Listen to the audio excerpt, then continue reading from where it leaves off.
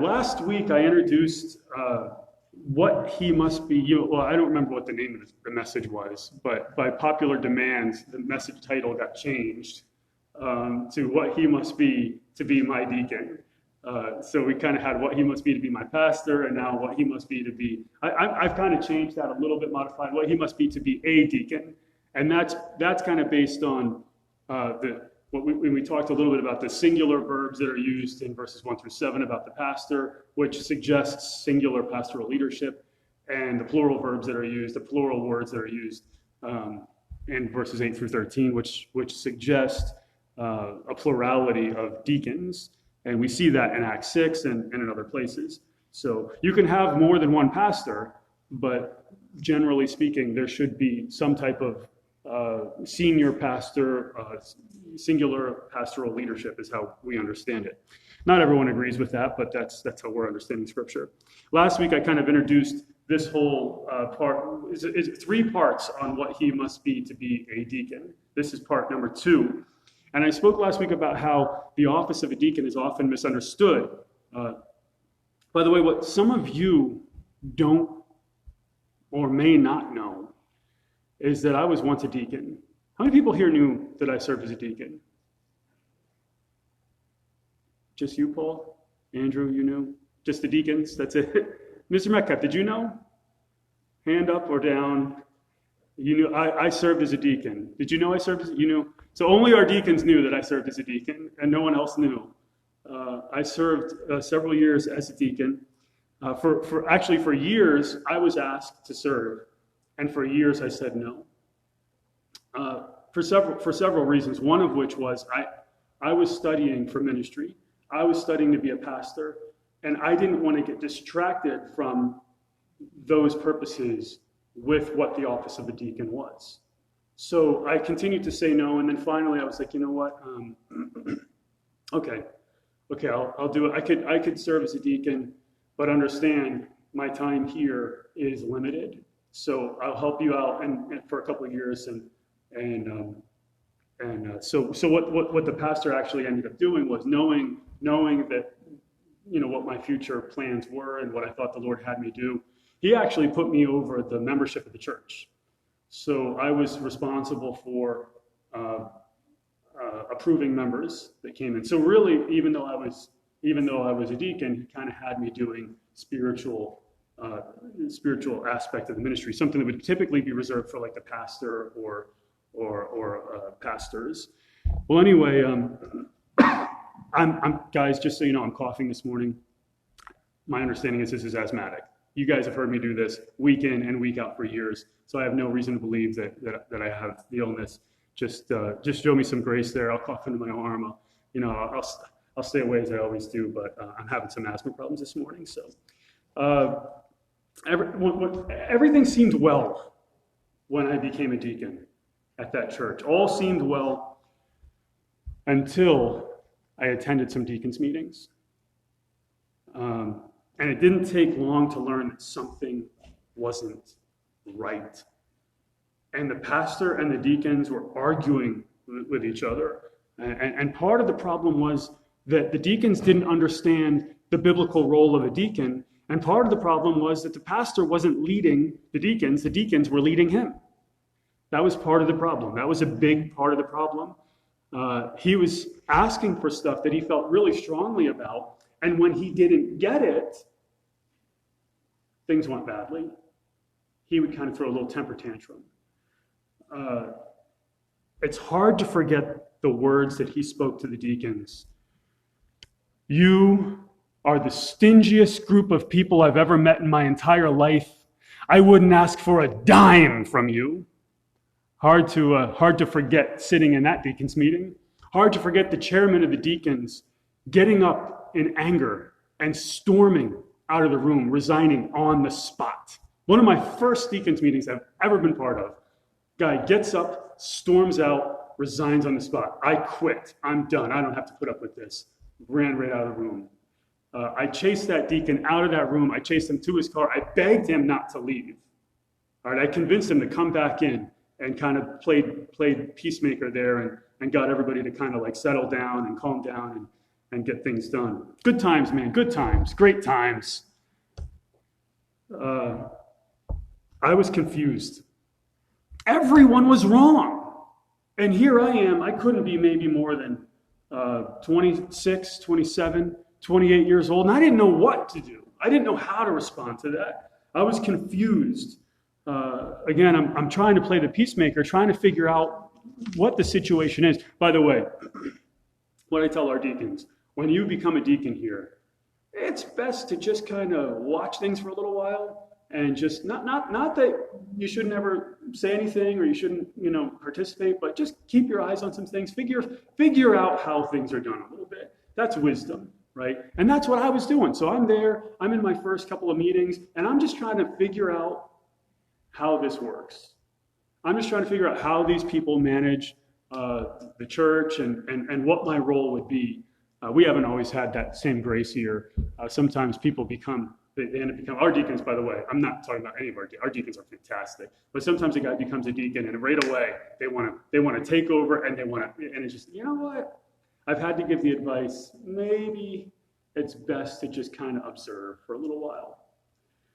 Well, I was observing, and I remember the pastor saying, because again, I couldn't figure out what the situation was. Now, if I knew then what I know today, I would have handled things a little bit differently. Okay, but I'm 26, 27, 28 years old. I'm still like trying to figure some stuff out. I'm still trying to figure stuff out today, and I'm trying to get these guys I'm trying to mediate because I'm studying to be a pastor, so I understand the pastor's position, even though I disagreed with how he was handling it. But I was a deacon, so I understood the deacon's position.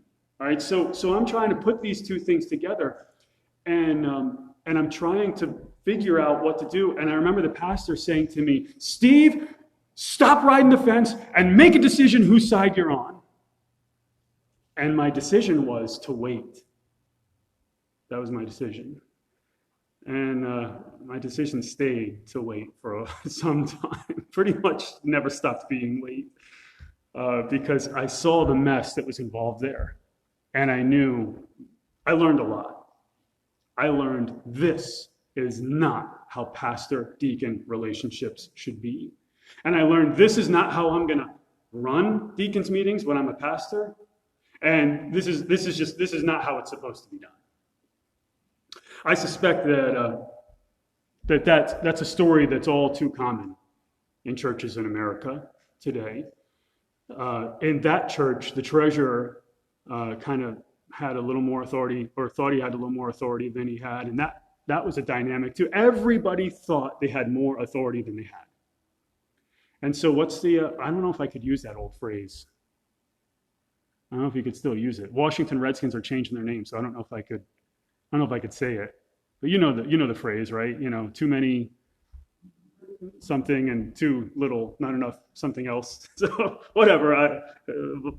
During those meetings, I learned a lot. I learned a lot about what not to do.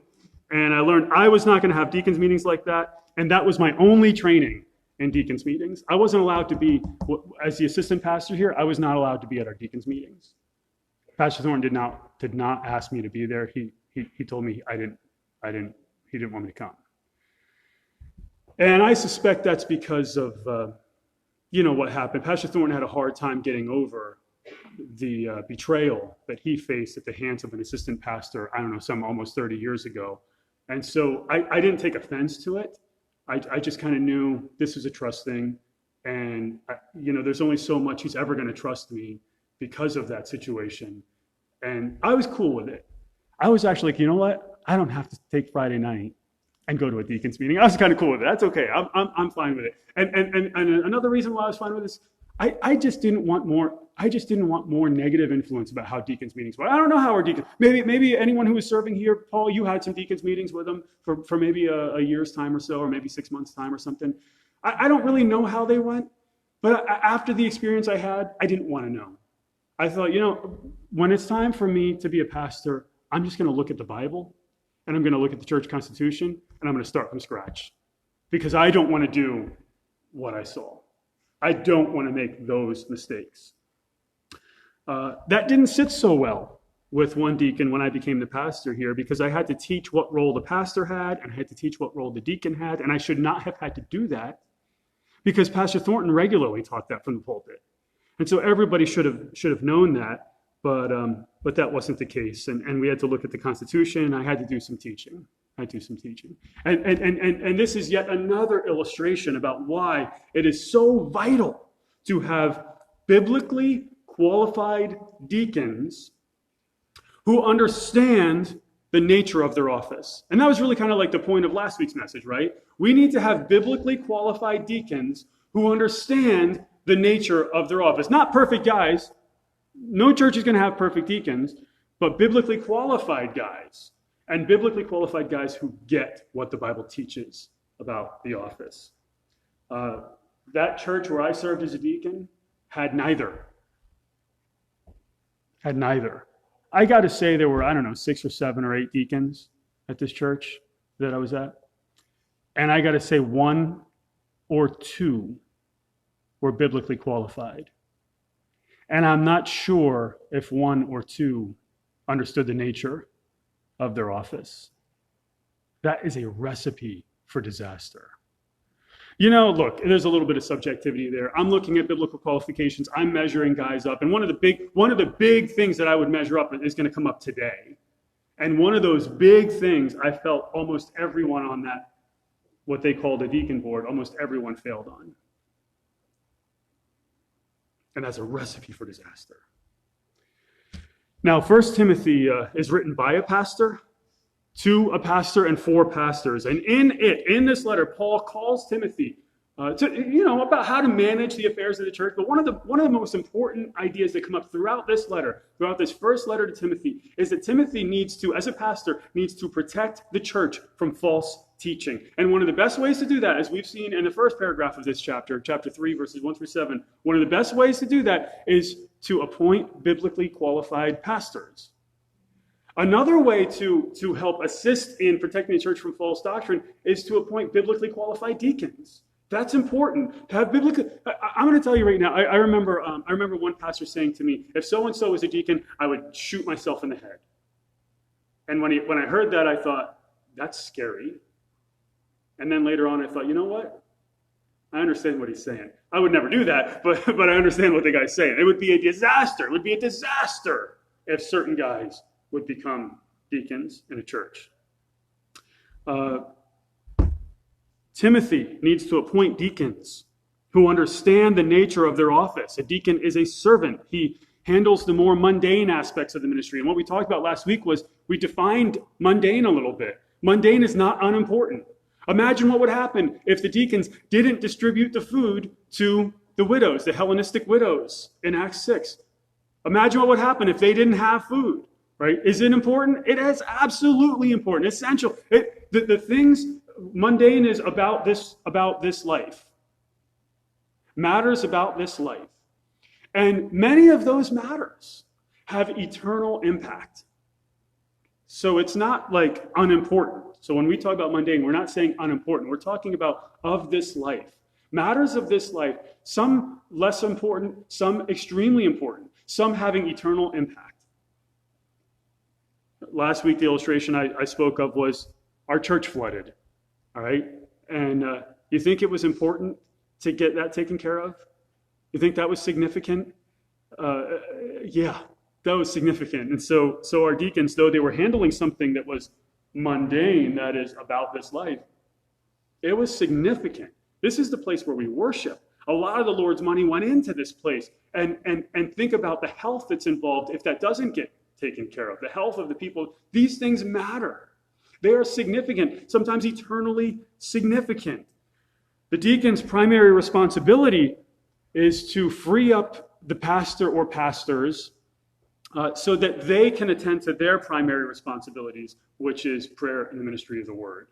The deacon's primary responsibilities is to keep the pastor free from those matters, from the mundane. And our deacons do such a good job. I jokingly say, and kind of not jokingly say, sometimes they do too good of a job.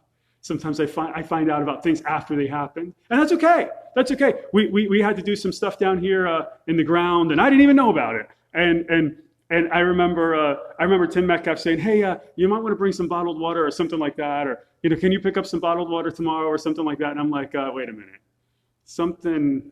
He's not telling me something. And I called him, and there was a reason. He didn't want to tell me. He didn't want me to be distracted by the reason behind it, right? But I kind of read between the lines, and he was right to attempt to do that.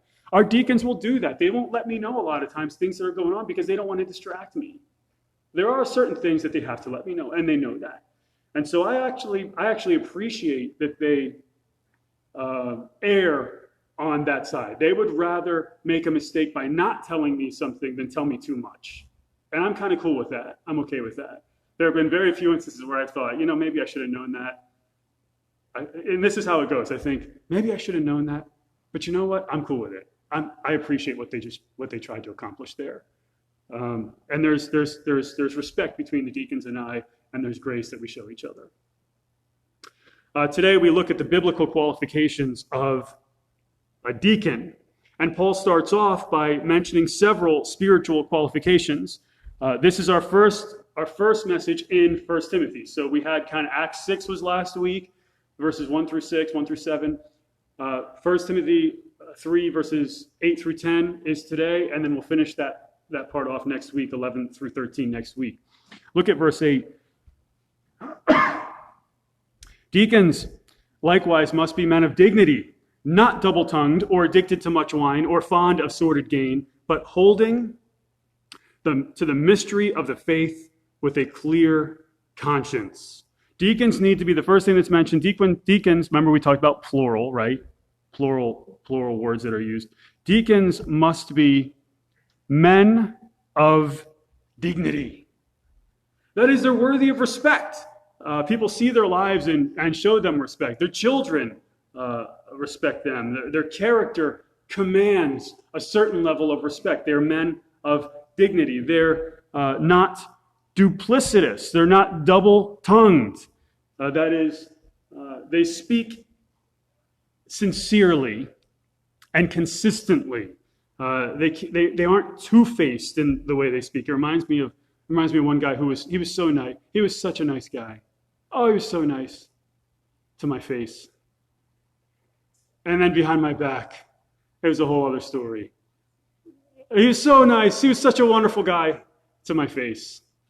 That's not the type of guy that is qualified to be a deacon.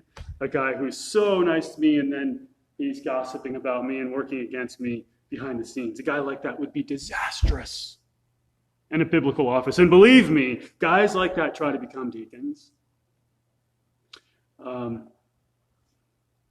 I've heard people say the most ridiculous things. I've heard guys work on PACs to nominate each other so that they could creep into committees and stuff like that. Rather than let the congregation do it, if you nominate me, I'll nominate you. Can you believe the manipulation that can happen? And of course, if I catch wind of anything like that, you know what I'm going to do? I'm going to handle that. That is not godliness. I've heard guys say, the deacons need a guy like me to get in there and fix the whole situation. Just manipulative guys, duplicitous guys, that is double-tongued guys who want to creep in to the office of a deacon because they misunderstand the office. Paul here is talking about hypocrisy in speech, not double-tongued, not saying one thing to a person and saying something else behind their back. But he's also talking surely about hypocrisy in actions. So it's not just the words, it's the actions. Deacons cannot be hypocrites. Their lives need to be consistent with their profession of faith, because that would be hypocrisy in speech as well. They're claiming to be something. They're claiming to have a walk with God, but they're not in their lives. It's duplicitous. It's deception. When the deacons are hypocrites, watch out. All kinds of evil can follow hypocrisy in leadership. It reminds me, the illustration I've probably given you guys, it reminds me of one deacon who, there was a guy who visited the church, and the deacon went up to him and noticed that the guy had chew, all right, and said, you shouldn't be doing that. you shouldn't be chewing. That's wrong. That's sinful. Meanwhile, I later found out that deacon chewed. So here he is, reprimanding someone in the congregation for chewing, for putting some chaw in their mouth. Now listen, I'm in no favor of chew, okay? But how in the world do you reprimand someone for chewing when you yourself chew? How would you reprimand someone for smoking cigarettes if you yourself are smoking cigarettes? It just doesn't, you know what I mean? It's duplicitous. It's hypocrisy. Deacons must not be hypocrites or double-tongued or two-faced. Paul writes about this in his letter to the Ephesians. He writes about speech. He writes in chapter 4, Ephesians 4. Now remember, Ephesians this is Timothy's church, right? So Paul's writing the letter to the Ephesians in, let's say, maybe 60, 61. The year 60, 61, something like that. We don't know that for sure, but it's suggested that around 60, 61. Well, 61, 62, 63, he's writing this letter. And so he had already written to the entire church about speech. And he wrote about speaking the truth in love. He wrote about laying aside falsehood. He wrote about letting no unwholesome word come out of your mouth in chapter 4, verse 29 of Ephesians. He writes about no filthiness or silly talk or coarse jesting in chapter 5 and verse 4. So he's already written about speech to this church. And now he's writing to Timothy particularly about deacons and their speech.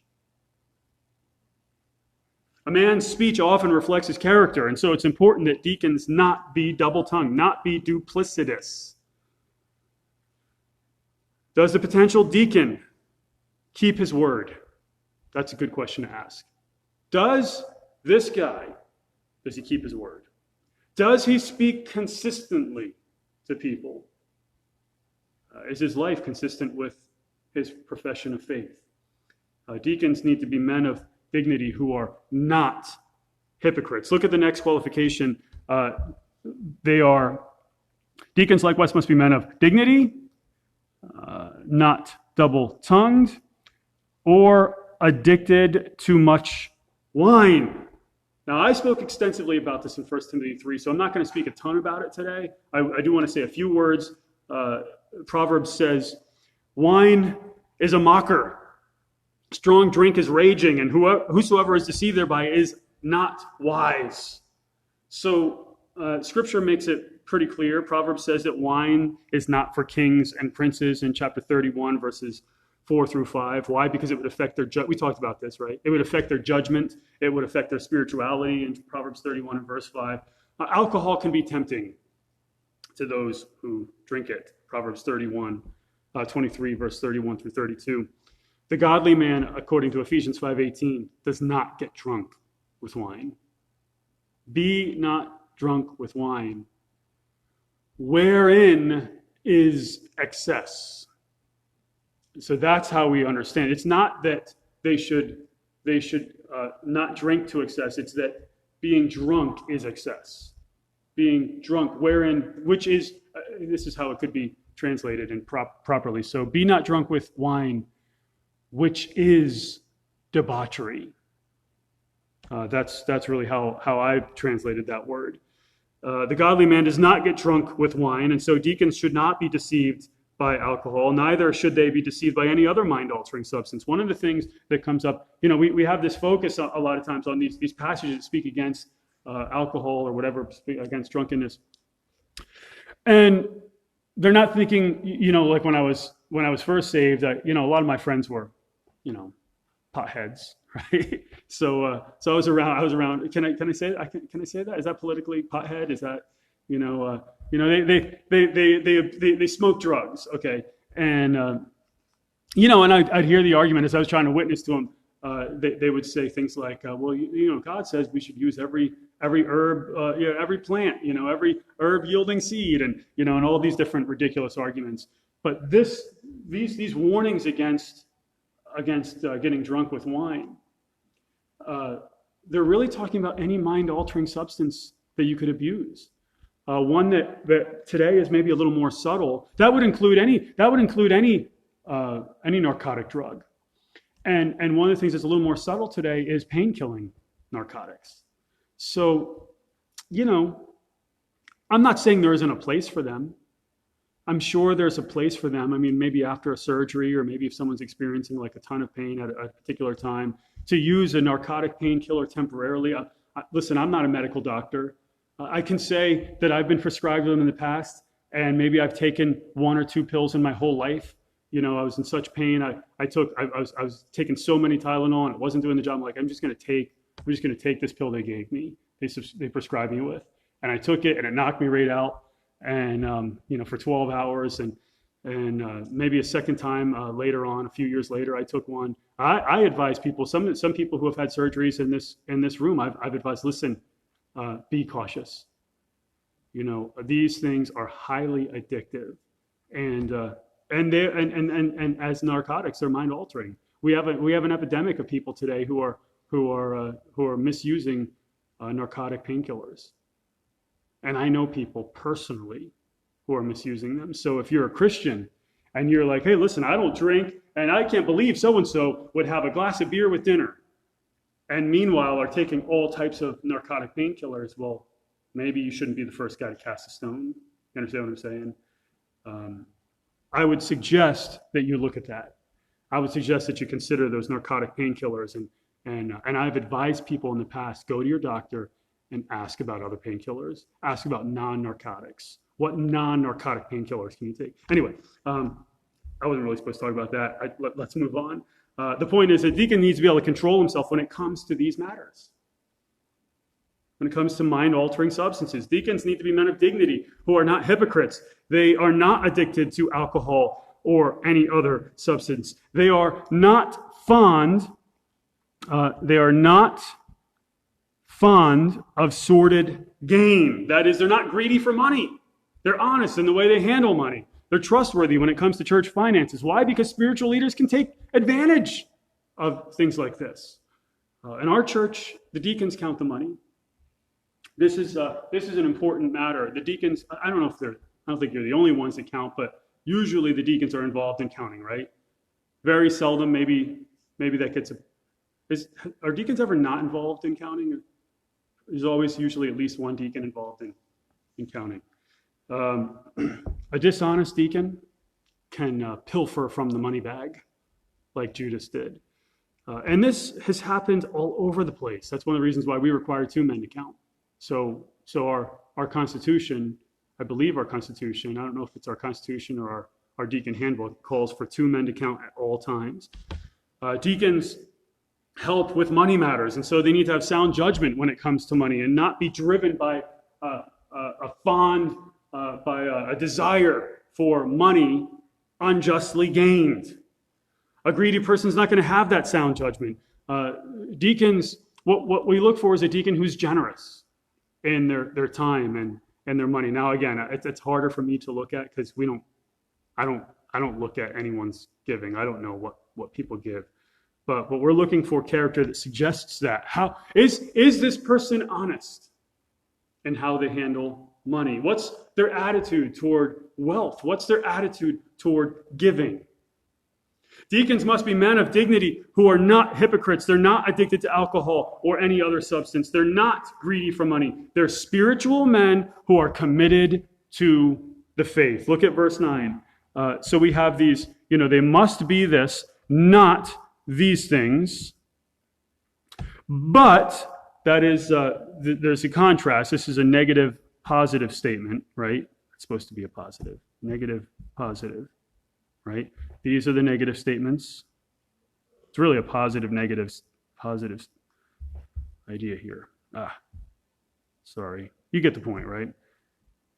Positive, negative, positive. But holding to the mystery of the faith with a clear conscience. Notice the word mystery here in verse 9. Now, Paul's not saying that Christianity is a mystery. What he's saying is that that faith in Christ was previously unknown, but now has been made known. And we could read about that in a letter he wrote to this very church, Ephesians chapter 3. It is something that had previously been unknown. That is, that the extent of the gospel, the unfolding of the plan of the gospel had been previously unknown, but now has been made clear. Deacons are men who hold fast to what God has revealed, to the mystery of the faith, that which has been revealed. They hold fast to it. No, they aren't necessarily, they're not the overseers of the church. They aren't necessarily in charge of spiritual matters, but they must be spiritual men. They must be. This is like, from kind of like a human, tangible, like if I'm looking and I'm trying to look at, the first thing I look at is spirituality. Is this person a godly person? Because if they're godly, then that's going to kind of filter down into all these other issues that we're looking at. This is so absolutely significant. They must be spiritual men, and that only makes sense. They need to manage their responsibilities in a spiritual way. And in our church, the deacons, they would be the most natural people to bring in when it comes to spiritual issues. So if I'm dealing with a disciplinary matter, if I'm looking for counsel, I'm between a couple things, I'm not sure what to do, the most natural men to look to would be the deacons. They're not the only guys. They're not the only guys I look to. One of the guys I look to a lot is, I look to Joe. I think about, Joe. What would Joe think about something? Because I'm looking for guys who have spiritual maturity, guys who hold to the mystery of the faith with a clear conscience. And so deacons must be that. They must hold to the mystery of the faith with a clear conscience. Acts 6 tells us that they're full of the Spirit and of wisdom. And remember, when I think about this phrase, who's writing this? I mean, obviously there's the big A author, which is, God's Holy Spirit, right? As he moves men, right? As they're borne along by God's Spirit, as he breathes out his word. But the human author is, lowercase a, is the Apostle Paul. What has Paul experienced with deacons? Biblically speaking, we know of at least one experience he's had with a deacon. What's this? Can you elaborate on that a little? Acts chapter 6. Is that Paul? Who's saying that?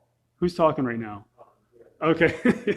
It's a little hard. You're looking out at Mass, and I couldn't tell if it was Joe or Paul or, I knew it was a man. I knew it was a man back there. I just didn't know. Paul was at Stephen's death. Paul was consenting to Stephen's death. And Paul saw Stephen, who was probably the first deacon that he was able to come across, saw Stephen's commitment to the faith. He was so committed to the faith. He had such a clear conscience. He was able to call up into heaven. At one point, I see the Son of God standing at the right hand of the Father, and they ground their teeth, right, in anger. They saw Stephen, even at his death, Paul saw Stephen with his clear conscience towards God, with his commitment, holding fast to the mystery of the faith. Paul saw that. And you can't help but wonder if Paul has Stephen in mind as he writes these words. You can't help but wonder that. It's been suggested at least. Now let's imagine that you have a deacon. Let's imagine that Stephen wasn't holding fast to the mystery of the faith. Let's imagine he said, you know what, I recant my faith. Yeah, I deny it. You just let me off with my life. That might affect a little bit about how Paul thinks about a deacon, right? It might a little bit. Let's imagine that you have a deacon who's not grounded in spiritual truth. He may operate on worldly wisdom instead of godly wisdom in this world. And a deacon like that will fight a godly person on everything. He'll contend with you about every spiritual matter. Why? Because he doesn't have spiritual discernment. Because Perhaps he's a businessman more than he is a spiritual man. And you don't want a businessman who is not grounded in sound doctrine. Believe me, you don't want that as a deacon. You don't want those headaches. Here are some questions to consider when it comes to holding to the mystery of the faith with a clear conscience. Does the deacon understand the gospel and give witness to it? Does he clearly understand it? Is he able to clearly explain it back to you? Is his testimony consistent with genuine faith? Is he given away? Is he given to falling away from the faith? Is he given to having problems at other churches when he comes here? These are questions you have to ask and find out what that's about, why that's happened. Right? Is he a man of conviction when it comes to the faith? Does he spend time in the Word of God and in prayer? I like spiritual men as deacons. Now listen, don't get me wrong. Grace has to be shown. Grace has been shown to every one of grace has been shown to me. Grace has been shown to every one of our deacons, and grace has been shown to me. And that's significant. So nobody's perfect here. But I like guys who hold to the mystery of the faith. One of the things when it comes, and sorry, Andrew, you're going to come up a couple times, but one of the things that I liked about Andrew, I liked that Andrew went to Bible college. I liked that he had some spiritual, I liked that he experienced Christian community. Experiencing Christian community. I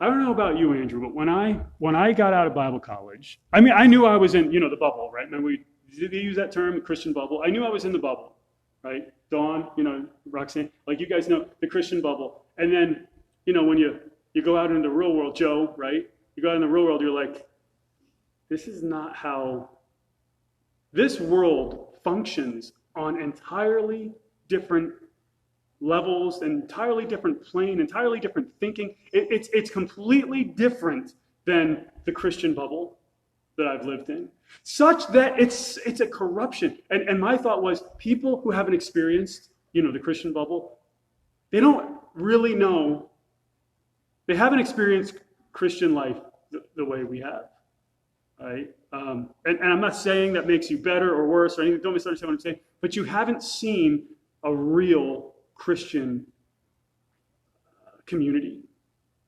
You've seen tastes of it. You've seen a taste of it through the church. The church is a taste of it. In Christian college, you're living a Christian community, right? Like people maybe sometimes people will get mad at each other. Maybe there's some conflict, but you're living in a real Christian 24/7 Christian community. There's something to be said about that. And I liked that Andrew lived in that Christian community. I liked that he knew and he was able to interpret, at least I suspected, right, that he was able to interpret this world in light of what real Christian community should look like. That doesn't mean everyone who's gone to Bible college is a good dude or is worthy of being a deacon, right? That didn't qualify Andrew by any means, but I liked it. I liked that he could understand it. He could see this world through the same lens that I could look at it through. And that's shown up. That's shown up multiple times. That's shown up. That mattered to me to a certain extent. And so there are spiritual qualifications for the office of a deacon. But by the way, that's one of the reasons why I push Christian college so hard. Oh man, I push it like crazy. If you haven't done it, listen, don't feel bad. What are we going to do? What are you going to do? You didn't go to Christian college. Okay, so what? You got to live your life now. You've got to create a Christian community in your life. And you can do that. And you can do that in your home and in your work and whatever. Okay? You're still within the greater community of non-Christian. I live in a non-Christian community. I have not experienced Christian community like college, like Bible college, since I didn't even experience it in seminary. Because we're out there in the real world and we're going in and we're taking some courses and we're going right back out in the real world again. The only times I've experienced genuine Christian community like that was permeating all aspects of my life were those years in Bible college. But anyway, it's why I push it so hard. It's something that you can't put a price tag on. It's so significant because it prepares you for the real world. You go out in the real world, it's like getting hit with a ton of bricks. Like nobody lives the way we lived. We're in a completely, what world is this? And I can look at the world and see, look at this world system. Look at what it values. Look at what it sees as significant. And I think our deacons can do that as well, to a certain extent. They can look at this world and they could see the conflict between our world and its system and the church, even from the community of our church. And so there are spiritual qualifications for the office of a deacon. But one of the most significant ones here, one of the most significant ones that I look at, is found in verse 10. These men must also first be tested. These men must also first be tested, then let them serve as deacons if they are beyond reproach. To be tested means to make a critical examination. So let's think about that's from BDAG. That's from like the leading Greek lexicon of our day. Let's break down that definition for a second. To make a critical examination. What does it mean to be critical?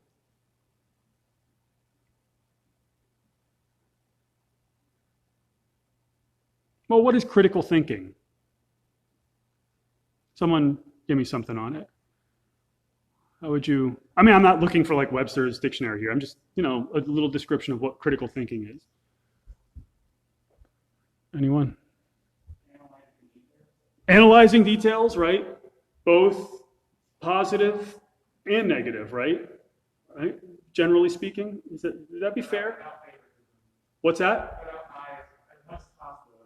Without bias, without favoritism, right? I'm analyzing details without bias, looking at positive, negative, whatever. Maybe without bias is better than positive, negative, right? So I'm able to, if I go to a text of scripture, I've got to think critically. What's that? Did I hear someone? No. I've got to think critically. I've got to examine this passage of scripture and try to remove my bias from the examination of that passage. And I've got theological bias that I'm constantly trying to fight against, right? Because I want to interpret that passage of scripture outside of my theological bias, which sometimes is just simply not possible. Sometimes my theological bias must affect the way I look at a passage of scripture in order to be consistent in how I see scripture. But anyway, the same thing is true when it comes to deacons. They must be tested. They must be examined. There needs to be a critical examination, a without bias examination of that person, of their lives, those people's lives. One guy writes this: just as an overseer could not be a novice, like what we see in verse 6, just as an overseer could not be a novice, so deacons must have a proven track record. Now, how does this happen? How is a deacon tested? So I have a 250 question exam. No, I don't do that. Although I'd like to develop one, but no, I don't give an exam. You observe the person. You observe the person. You observe them in different areas of their life. You view their lives with grace, but from a critical perspective, an examination. I'm examining their life. I'm looking at their life. I want to see. Here's a big one. I want to see. Everyone has weak spots, right? And some of those weak spots are easier to see than others, right? I have weak spots. Some of you guys have been able to observe some of my weak spots, and I tend to know most of my weak spots. I tend to know them. I'm not completely ignorant to them, I think. Most every criticism I've ever received, I've thought, yeah, I know. I already know. I'm like one of my biggest critics, right? So anyway, I want to know, apart from those things that are obvious, that stand out, how does this person handle criticism?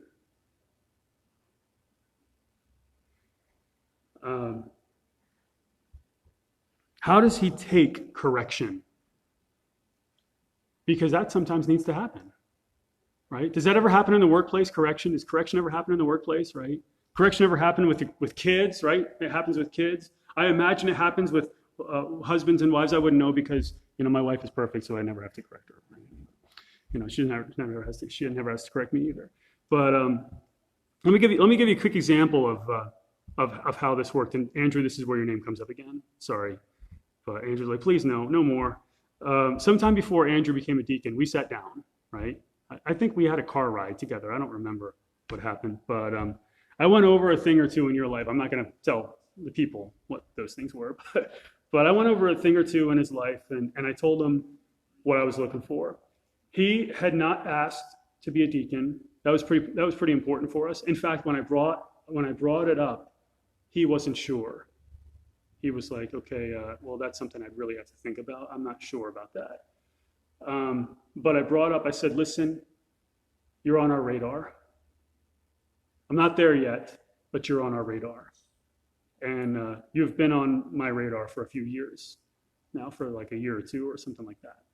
You've been on my radar for a couple of years. You've been on our radar for a couple of years. And there's a thing or two I would like to see before I would be comfortable nominating you as a deacon. You remember that? You remember that conversation? And I said, I wanted to say these things with grace, right? I tried the best I could to say with grace. I don't even remember. I only really remember one thing, but I'm sure there was another thing. I don't remember. And I wasn't sure, because in my mind he was qualified on several fronts, but there was just one or two things that I wanted to see some growth in. Okay. I wasn't sure how that conversation was going to go. That's a conversation that could lead a guy to leave the church, right? And that's happened where I've offered some critical words and a guy got mad and left. You can never be sure how a person's going to respond, and so I'm nervous. I'm not sure if you probably knew it that I was nervous. Those are conversations that make me nervous, and it went really well. I think he knew the things that I was concerned about. In fact, at some point later on, I think you brought up some things that you thought I'd be concerned about that maybe I didn't mention, and we had some conversation about that as well. So I went to him. I offered some criticism. I told him where I'd like to see some growth. He took it very well, and probably, I don't know if it was 6 months later or a year and 6 months later, we were nominating him to serve as a deacon. I watched those specific things. I looked for those things in his life. I looked for growth. Again, you have to show a lot of grace in anyone's life. If you're being realistic, you got to show grace. But the fact that he didn't ask to be a deacon, the fact that he received this criticism and he took it and he realized I need to do something about that, and he did. And now he's a deacon at our church today. I should have told you can't grow your beard, past where a mask would fit. But who would have thought of that? Back then, who would have thought of it? This is going forward. That's going to be one of the prerequisites. You can't grow a beard beyond where a mask can comfortably, keep droplets out. But anyway, I needed time. I needed to test him, right? I needed time to test him. I needed to see more of his life, and I saw it, and that's why he's a deacon today. And he's one of the hardest working deacons we have. And he was he spent more time here on this building after the flooding. I mean, listen, I don't know if that's for sure, but I know he spent a lot of time. Maybe not as much as some of the other guys on day one, but since then I know he's been here a lot. He's been here cutting. I know Paul's been here. I know Mr. Metcalf's been here. Let me give you another example of why this is so important. We considered a guy to serve as a deacon some time back. But I didn't feel like he was adequately tested. There was too much to be seen in his life at that point. And I was in the minority. By the way, this is pretty common. I'm commonly in the minority. The nominating committee changes. From year to year, it can change, right? And so it's what's the word? Dynamic, right? It's changing. It's not like, static, I think, right? It's not static, it's dynamic, it's changing. So, from one year to the next, there might be different guys on it, depending on who the church elects to be on it. But one thing that's been relatively consistent is that I've had more stringent qualifications than the committee. In other words, they've come in and they've had a broader group of men that they were looking at than I did. And men's names came up that I was like, nope, sorry, I don't think I could do that one. Is that fair? Paul, is that fair to say, given, I'm not exaggerating that, right? I tend to be the guy with the most stringent Agreed. I think some of that's because what's that? Well, I know a little bit more because I'm involved with, but you guys are coming from a perspective like we need more deacons, right? And so what about this? What about this? And I'm on the perspective, I'd rather have too few deacons than have one unqualified one, because I've experienced that, and I can tell you that's not where you want to be. Well, anyway, with this particular person, I was in the minority voice in that meeting, and as is typical, I was the minority voice at times. I don't want to be the only voice. The last year or two, there hasn't been a whole lot of conversation, but whatever. I was in the minority voice, and I'm the guy they have to convince, and that's probably the way it should be. But boy, am I glad I stuck to my guns on this one. My thinking was, we haven't seen enough. He hasn't been tested enough in life. And that person has since proven himself to be seriously unqualified. In fact, it's hard to think that that person's even walking with the Lord today. And so, boy, am I glad I stuck to my guns on that one. I didn't always stick to my guns, and I failed at points, and that was to my detriment. That was to my detriment. And it was costly. I don't want to make that mistake again. Timothy needs to observe men before he approves them as deacons. He needs to make sure that they are tested in verse 10. He needs to see spiritual resolve. He needs to see spiritual commitment. Commitment, by the way, it's a pretty important factor for me. If the guy's not part of all of our worship services, if he's not committed to all of our worship services, I don't even consider him to be a deacon. Even when it comes to extraordinary circumstances, for the most part, I don't even consider it. Because my mindset is, and I've been convinced otherwise at times, but this is pretty much where I'm at anymore, is that if there are circumstances that stop him from being committed to the worship service of the church, then those same circumstances stop him from being a deacon. That's kind of where my mindset's been. It's so important that the potential deacon be tested. How do I test them? We'll give them deacon work to do.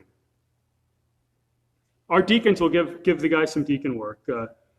Like I said, I give constructive criticism. I ask some advice on spiritual matters. I want to find out. I'm not looking for perfection. I'm not looking for a guy to necessarily agree with me, but I want to find out if his thinking is biblical wisdom or worldly wisdom. Because I've been there with worldly wisdom. I've had to deal with worldly wisdom, and you don't want that. I want to ask a guy questions and him think about what the scripture says. Think about wisdom scripturally, not worldly wisdom. Now, once they've been tested, they can serve as deacons. Look at the last phrase here. If they are beyond reproach. This is similar to the word blameless. It's not the exact same word in the original language, but it has the same general meaning. And it basically means that a charge, it doesn't mean a charge cannot be brought. It just means that a charge that would be brought doesn't hold up under examination. Okay. Again, Christians are going to bear reproach. They're going to bear false accusations. So it's expected, if Christians are going to bear reproach in the name of Christ, it's expected that deacons would as well. Remember what Pastor Thornton used to say, blameless does not mean sinless. All right, anyone remember him saying that? There's not a ton of us left that were here when he was here, but he used to say that all the time. Between the office of a pastor and the office of deacon, I've served these two offices for about 15 years in my life. And for some of you, you might say, that's not really that long. You think about where you were 15 years ago and what were you doing 15 years ago. For me, it's kind of long. 15 years is kind of long. All right, I'm 42 years old, so that's creeping up on half my life I've served in these roles. 2 to 3 years as a deacon. I can't remember the year I became a deacon. I just don't know. I probably have it on a resume somewhere. But now 12 years as in pastoral ministry. 4 as an assistant, 8 as a senior pastor. And during that time, during those 15 years, some as a deacon, some as a pastor, I've seen enough disqualified men to last a lifetime. I've got to think I've seen creeping up on about 10 disqualified deacons, maybe out of 15. Listen, I didn't go through and list names and all that, but off the top of my head, I got to think about 8 to 10 disqualified and about 4 to 5 qualified. That's what I've seen. That's like a 2-to-1 ratio in the wrong direction. That's scary. I've seen too many disqualified deacons, more disqualified ones than qualified ones. And I've seen disqualified deacons at this church as well. Again, I've even put my reluctant stamp of approval on one in the past. And it's a mistake I can never make again.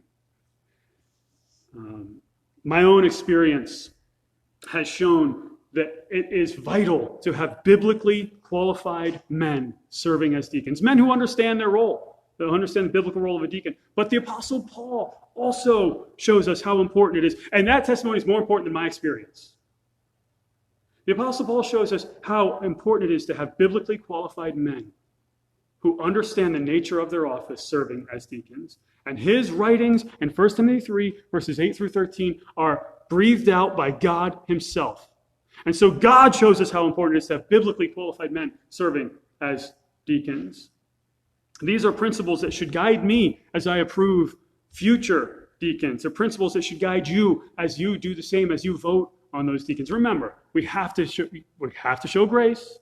Grace has won in this church many times, and it will continue to win. All right? But biblically qualified men, that's what we should be looking for going forward in this church. But I would say this, don't forget to look at your own life. This is not just about other people. It's about me. It's about my walk. And it's not just about men.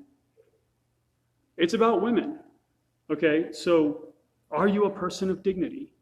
Yeah, obviously, the passage is in the context of church leaders, right? So I'm not discrediting that. The majority of this message is all that, right? Particularly deacons. But what about me? Am I a person of dignity? Am I a person who commands respect? Am I a person who's not addicted to mind-altering substances? Do I abuse any of these substances? How do I handle money? Am I generous or am I greedy? Am I a spiritual person who is committed, who is faithful to worship, who is faithful to the faith, who is committed to the faith? Am I a person whose life has been tested? These are things that we should be asking ourselves, just as even if we're not looking at qualifications of ministry. Is my life characterized by these qualities? The church must have biblically qualified men serving as deacons, men who understand the role of a deacon. Brother Paul, would you come forward? You're here today, and listen, I know everyone in this room for the most part, and if you know that you're saved, look at these characteristics and examine my life. Am I this? Am I faithful to the Lord? Do I have a genuine walk with Jesus Christ? You know, ask yourself some of those questions and make it more than just about being part of a society. This is my life. My life revolves around Jesus Christ, around the faith. And if you need to make some changes and you need to recommit your life to the Lord, then do that. Do that today. I mean, you're here. You know, this is where you need to be. All right. And as we sing, you can pray. And look, no one's even going to know you're praying because they can't tell if you're singing.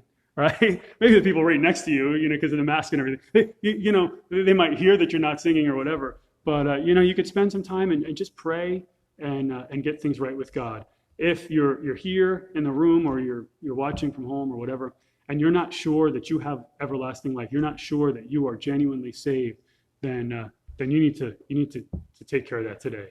Come and see me. If send me a message, whatever, and we'd be happy to explain to you this gospel message of salvation by grace through faith in the completed work of Christ on the cross. It's not by works of righteousness which we have done, but by grace through faith in what Christ accomplished. Brother Paul.